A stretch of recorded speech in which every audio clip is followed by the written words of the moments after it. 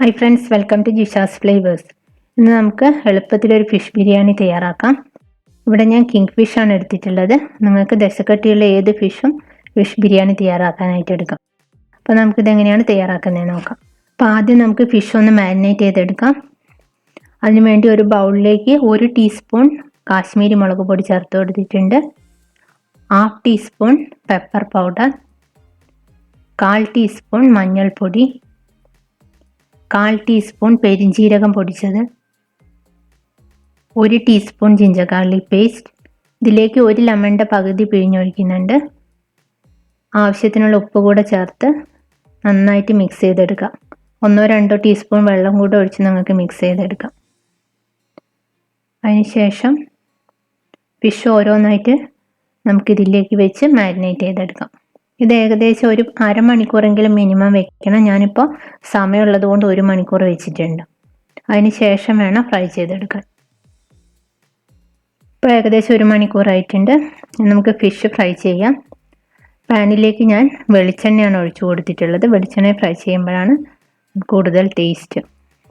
അപ്പോൾ വെളിച്ചെണ്ണ നന്നായി ചൂടായതിനു ശേഷം നമുക്ക് ഫിഷ് ഓരോന്നായിട്ടിട്ട് ഫ്രൈ ചെയ്തെടുക്കാം.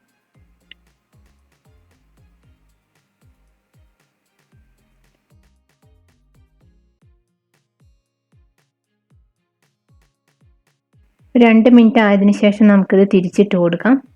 ഇത് ഓവറായിട്ട് കുക്കാവേണ്ട ആവശ്യമില്ല.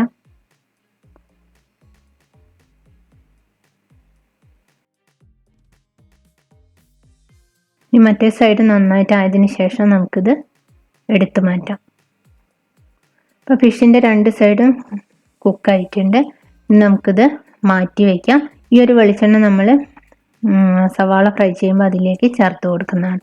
ഫിഷിൻ്റെ ഫ്ലേവർ കിട്ടുന്നതിന് വേണ്ടിയിട്ടാണ് അങ്ങനെ ചെയ്യുന്നത്. ഫിഷ് ബിരിയാണി ഉണ്ടാക്കുന്നതിന് മുമ്പ് തന്നെ സവാളയും കാഷ്യൂനട്ടും റൈസൻസും ഒന്ന് ഫ്രൈ ചെയ്ത് വെക്കണം. ഞാനിതിപ്പോൾ വീഡിയോയിൽ കാണിക്കുന്നില്ല, ജസ്റ്റ് പറയുന്നതേ ഉള്ളൂ. ഇനി നമുക്ക് മസാല തയ്യാറാക്കാം. ഫിഷ് ഫ്രൈ ചെയ്ത ഓയിൽ ഞാൻ ഇതിലേക്ക് ഒഴിച്ചു കൊടുത്തിട്ടുണ്ട്. അതിനോടൊപ്പം തന്നെ 1 ടേബിൾ സ്പൂൺ നെയ്യും കൂടെ ചേർത്ത് കൊടുത്തിട്ടുണ്ട്. ഇനി നമുക്ക് സവാള ഇതിലേക്ക് ഇട്ട് കൊടുക്കാം. 4 ഒരു മീഡിയം വലിപ്പത്തിലുള്ള സവാളയാണ് ഞാൻ എടുത്തിട്ടുള്ളത്. സവാളയിലേക്ക് ആവശ്യത്തിനുള്ള ഉപ്പ് ചേർത്ത് കൊടുക്കാം. പെട്ടെന്ന് വഴന്ന് കിട്ടുന്നതിന് വേണ്ടിയിട്ടാണ് ഉപ്പ് ചേർത്ത് കൊടുക്കുന്നത്. ഇപ്പോൾ സവാള നന്നായിട്ട് വാടിയിട്ടുണ്ട്. ഇനി നമുക്ക് ഇഞ്ചി, വെളുത്തുള്ളി, പച്ചമുളക് ചേർത്ത് കൊടുക്കാം.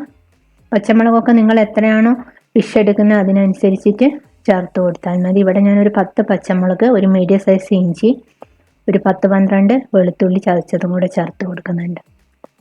ഇഞ്ചിയുടെയും വെളുത്തുള്ളിയുടെയും ഒക്കെ പച്ചച്ചവ മാറുന്നത് വരെ ഒന്ന് വഴറ്റിയെടുക്കാം. ഇനി നമുക്കിതിലേക്ക് തക്കാളി ചേർത്ത് കൊടുക്കാം. 3 മീഡിയം സൈസുള്ള തക്കാളിയാണ് എടുത്തിട്ടുള്ളത്. തക്കാളി ഇനി നന്നായിട്ട് കുക്കായിട്ട് വരട്ടെ.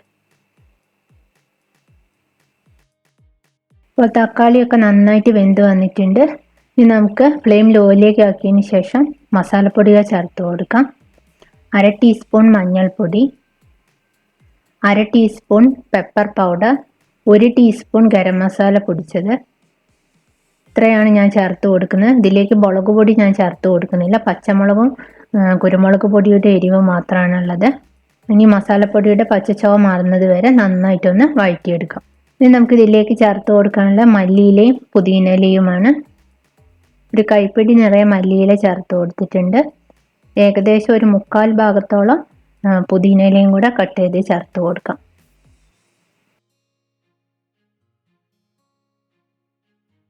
ഇനി ഇതിലേക്ക് 2 ടേബിൾ സ്പൂൺ തൈരും കൂടെ ചേർത്തതിന് ശേഷം നന്നായിട്ട് മിക്സ് ചെയ്തെടുക്കാം.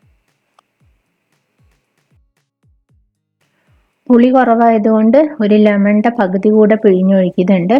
അതിനുശേഷം ഒന്ന് നന്നായിട്ട് ഇളക്കി യോജിപ്പിക്കാം. ഉപ്പൊക്കെ ചെക്ക് ചെയ്ത് നോക്കുക. ആവശ്യമുണ്ടെങ്കിൽ ഉപ്പ് ചേർത്ത് കൊടുക്കുക.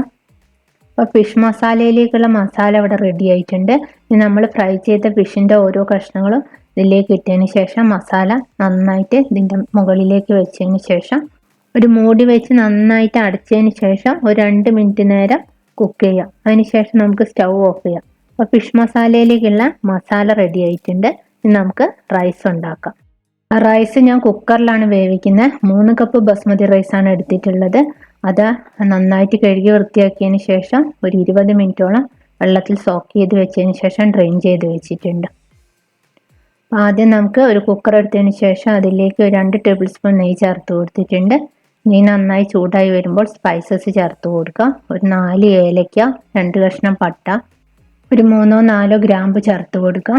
ഒരു ബേ ലീഫ്, 1-2 ബേ ലീഫും കൂടെ ചേർത്തതിന് ശേഷം നന്നായിട്ടൊന്ന് മൂത്ത് വരട്ടെ. അതിനുശേഷം നമ്മൾ കഴുകി വൃത്തിയാക്കിയ അരി ഇതിലേക്ക് ചേർത്ത് കൊടുക്കുക. ഒരു 2 മിനിറ്റ് നേരം മീഡിയം ഫ്ലെയിമിലിട്ടൊന്ന് വഴറ്റി കൊടുക്കുക. അതിനുശേഷം ഇതിലേക്ക് 4.5 ഗ്ലാസ് തിളച്ച വെള്ളമാണ് ഒഴിച്ചു കൊടുത്തിട്ടുള്ളത്. 3 ഗ്ലാസ് ബസ്മതി റൈസാണ് എടുത്തിട്ടുള്ളത്. 1 ഗ്ലാസ്സിന് 1.5 ഗ്ലാസ് എന്ന രീതിയിലാണ് വെള്ളം എടുത്തിട്ടുള്ളത്. അപ്പോൾ ഏത് ഗ്ലാസ്സിലാണോ അരി എടുക്കുന്നത് അതേ ഗ്ലാസ്സിൽ തന്നെ വെള്ളം എടുക്കാൻ ശ്രദ്ധിക്കണം. അതിനുശേഷം ആവശ്യത്തിനുള്ള ഉപ്പ് ചേർത്ത് കൊടുക്കാം. ലെമൺ ജ്യൂസും കൂടെ ഒഴിച്ചു കൊടുക്കാം. ഇനി നമുക്ക് പാത്രം അടച്ചു വെച്ചതിന് ശേഷം ഹൈ ഫ്ലെയിമിൽ 1 വിസിൽ വന്നതിന് ശേഷം സ്റ്റവ് ഓഫ് ചെയ്യാം. അതല്ലെങ്കിൽ സിമ്മിലേക്ക് ആക്കിയതിന് ശേഷം 7 മിനിറ്റ് കഴിഞ്ഞതിന് ശേഷം സ്റ്റവ് ഓഫ് ചെയ്യാം. ഇനി നമുക്ക് ബിരിയാണി ദം ചെയ്തെടുക്കാം. നമ്മൾ നേരത്തെ തയ്യാറാക്കി വെച്ച മസാലയുടെ മുകളിലേക്ക് ചോറിട്ട് കൊടുക്കാം. അതിനുശേഷം കട്ട് ചെയ്ത് വെച്ച മല്ലിയിലയും പുതിനയിലയും ചേർത്ത് കൊടുക്കാം. വളരെ കുറച്ച് ചേർത്ത് കൊടുത്താൽ മതി. അതുപോലെ ഫ്രൈ ചെയ്ത് വെച്ച സവാളയും കാഷ്യൂനട്ടും റൈസൻസും ചേർത്ത് കൊടുക്കാം. ഒപ്പം കുറച്ച് ഗരം മസാലയും കൂടെ മുകളിൽ ചേർത്ത് കൊടുക്കാം. ഇനി നമ്മൾ പാത്രം അടച്ചതിന് ശേഷം ഒരു 10 മിനിറ്റ് നേരം ഇത് ദം ചെയ്തെടുക്കണം. അടിയിൽ ഒരു ദോശത്തവ വെച്ചതിന് ശേഷം സിമ്മിലിട്ട് ഒരു 10 മിനിറ്റ് ദം ചെയ്തെടുത്താൽ മതി. അപ്പോൾ എളുപ്പത്തിൽ ഒരു ഫിഷ് ബിരിയാണി റെഡി ആയിട്ടുണ്ട്. എല്ലാവരും ഉണ്ടാക്കി നോക്കുക. വീഡിയോ ഇഷ്ടപ്പെട്ടാൽ ലൈക്ക് ചെയ്യുക, ഷെയർ ചെയ്യുക.